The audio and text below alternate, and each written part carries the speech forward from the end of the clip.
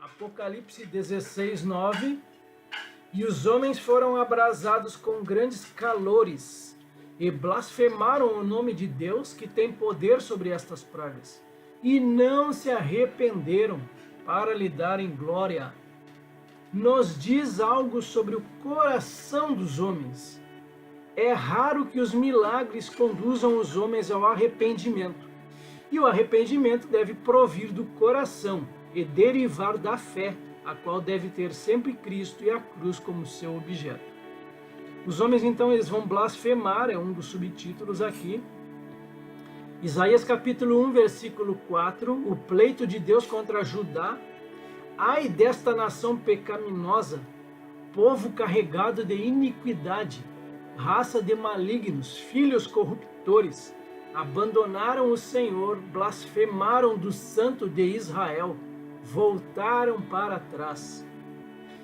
Aqui mesmo no capítulo 16, só que lá no versículo 21, e sobre os homens caiu do céu uma grande saraiva, pedras do peso de 1 talento, entre 35 a 50 quilos.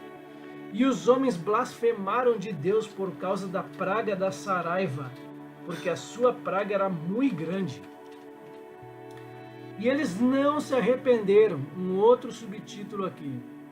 Jeremias capítulo 5, versículo 3. Os pecados e a obstinação de Judá. Ah, Senhor, não é para a fidelidade que atentam os teus olhos? Tu os feriste, e não lhes doeu. Consumiste-os, e não quiseram receber a disciplina. Endureceram o rosto mais do que uma rocha. Não quiseram voltar. Ezequiel 24:13, a parábola da panela fervente. Jerusalém, na tua imundícia está a luxúria, porque eu quis purificar-te e não te purificaste. Não serás nunca purificada da tua imundícia, até que eu tenha satisfeito o meu furor contra ti. Não se arrependeram. Amós capítulo 4, versículo 9. Israel não se converteu. Feri-vos com queimadura e com ferrugem, a multidão das vossas hortas e das vossas vinhas e das vossas figueiras e das vossas oliveiras comeu a locusta, a lagarta, ou o gafanhoto. Contudo, não vos convertestes a mim, diz o Senhor. Apocalipse 2, 21. Jezabel, o Senhor deu tempo para que se arrependesse da sua fornicação e não se arrependeu. E Apocalipse 9, 20, durante o contexto aí da sexta trombeta. E os outros homens que não foram mortos por essas pragas não se arrependeram das obras de suas mãos, para não adorarem os demônios e os ídolos de ouro e de prata e de bronze e de pedra e de madeira, que nem podem ver, nem ouvir e nem andar. Apocalipse capítulo 16, aqui mesmo neste capítulo que nós estamos estudando, versículo 11, o derramar da quinta taça. E por causa das suas dores e por causa das suas chagas, blasfemaram do Deus do céu e não se arrependeram das suas obras. Chegamos ao quinto flagelo, então, Apocalipse capítulo 16, versículo 10. E o quinto anjo derramou a sua taça sobre o trono da besta, e o seu reino se fez tenebroso, e os homens mordiam a língua de dor. Então tá aí, ó, o quinto flagelo, ou a quinta taça, densas trevas sobre o reino do anticristo. As trevas derramadas sobre o trono e o reino da besta é que causarão os ciúmes e as rivalidades dos 10 reis, que aborrecerão a meretriz. A gente vai ver no próximo capítulo isso, vamos falar bastante sobre essa meretriz. Essa meretriz, ela vai dominar por um tempo esses 10 reis também. A destruição dela anunciada ali é a mesma da consumação de Apocalipse 16, 19. A confusão será tal que destruirão a única coisa que os separa da destruição, a imponência de Babilônia e supremacia dela sobre as demais nações. E aqui só lembrando A Babilônia, nós vamos dividir ela em uma grande cidade e um sistema religioso pagão idólatra. Quando ela cair, não haverá mais demora. Os juízos de Deus serão derramados sobre todas as nações que andarem após a besta. Para este outro, o trono da besta especifica que sua área de alcance é o trono da besta. A essência disso pode referir-se a Jerusalém, que será então a sede central religiosa do anticristo. É uma possibilidade bastante plausível que o anticristo tenha a sua sede religiosa, a sede central lá em Jerusalém, no templo. Para este autor aqui mais no centro, o trono da besta, que então estará localizado em Jerusalém. Esse aqui já foi mais direto, né? Para este autor mais à direita, é o mesmo aqui do centro, essas trevas compara-se à 9ª praga no Egito. O seu reino se fez tenebroso, afirma-se que esta praga virá sobre o reino do anticristo, provando que se limita ao antigo território do Império Romano.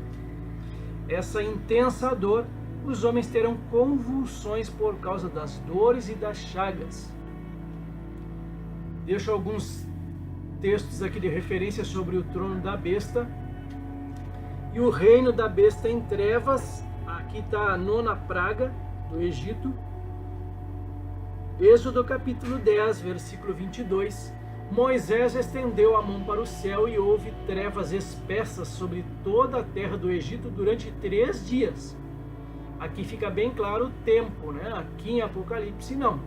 Aqui nós não temos que tempo que vai ficar essa escuridão nesse reino da besta aqui. Apocalipse 16, 11, ainda o 5º flagelo. E por causa das suas dores e por causa das suas chagas, blasfemaram do Deus do céu e não se arrependeram das suas obras. Mais uma vez, né? Blasfemaram do Deus do céu, eles culparam a Deus pela sua situação, embora ele claramente lhes houvesse dito que não aceitassem o sinal da besta. Ele alertou sobre isso. Eles não se arrependeram das suas obras. Isso apresenta o fato de que o coração do homem é tão incuravelmente corrupto que nem mesmo os juízos mais aterradores afetam sua atitude, espírito ou conduta. Então a gente chega no 6º flagelo. O 6º anjo derramou a sua taça sobre o grande rio Eufrates, e a sua água secou-se para que se preparasse o caminho dos reis do Oriente. Então está aí o 6º flagelo, a 6ª taça, o rio Eufrates se seca. O Eufrates é um rio caudaloso e regular, fazendo possível a navegação e a construção de canais para a irrigação. E a capital do antigo Império Babilônico estava edificada às suas margens. No Antigo Testamento, muitas vezes Babilônia é identificada com o Eufrates. E o secamento dele significa o fim do próprio império, registrado lá em Jeremias capítulo 50.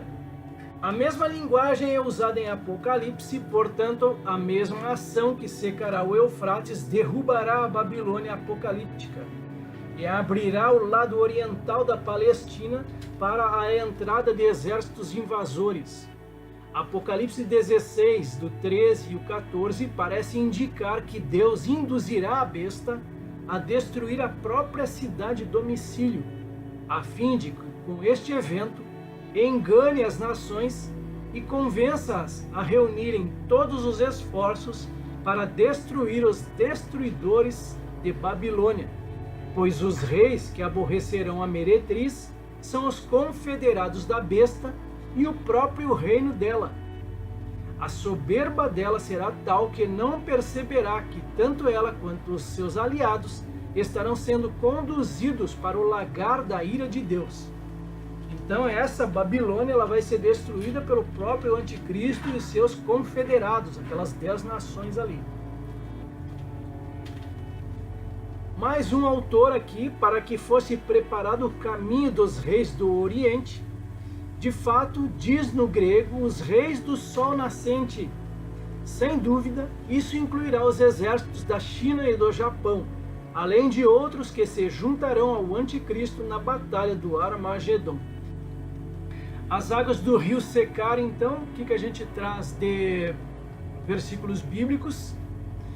Aqui é a abertura do Mar Vermelho, Êxodo 14, 21. Então Moisés estendeu a mão sobre o mar e o Senhor, por um forte vento leste, que soprou toda aquela noite, fez com que o mar se retirasse, tornando-se terra seca, e as águas foram divididas.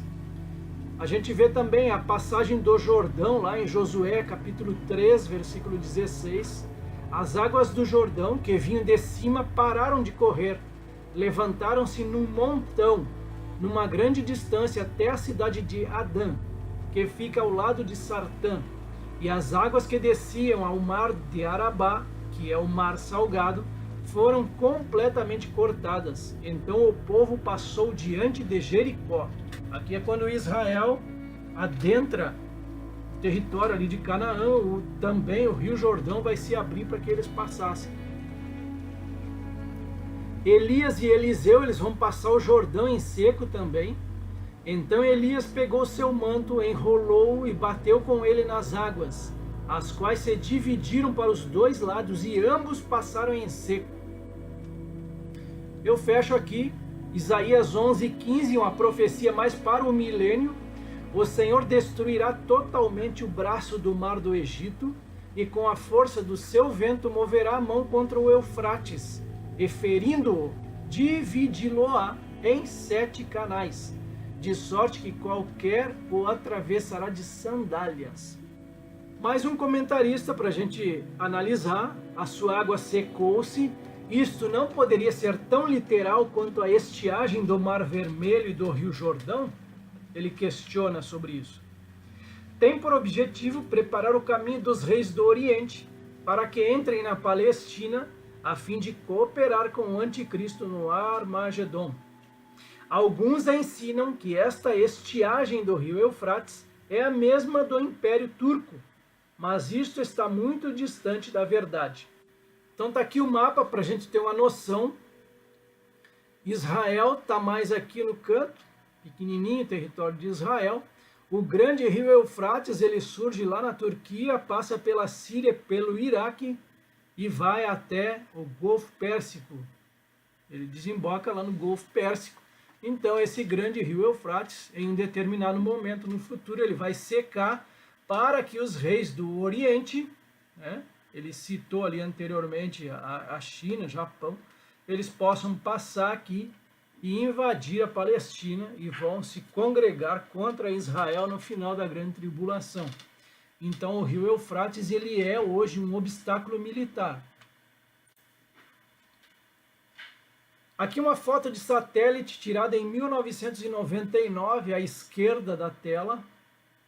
E essa outra, à direita, foi no ano de 1976. Vejam que ele era mais caudaloso aqui. Vejam essa foto desse rio. Vejam que dá para passar aqui tranquilamente, né? Tropas militares aqui passam tranquilos. Olha a seca que está aqui nesse período.